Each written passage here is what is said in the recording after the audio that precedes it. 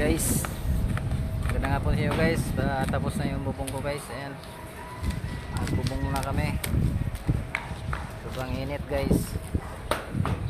Ayan, ito kami dito sa bubong ko guys. Ayan, tapos na. Ha? Hindi, huwag mo ilaglag. Ano mo dito?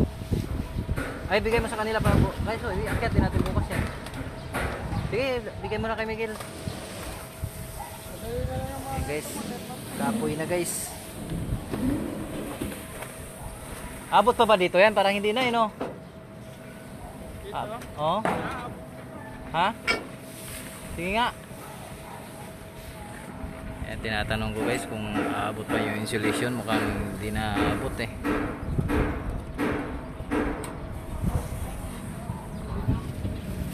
Ayan. Hindi na.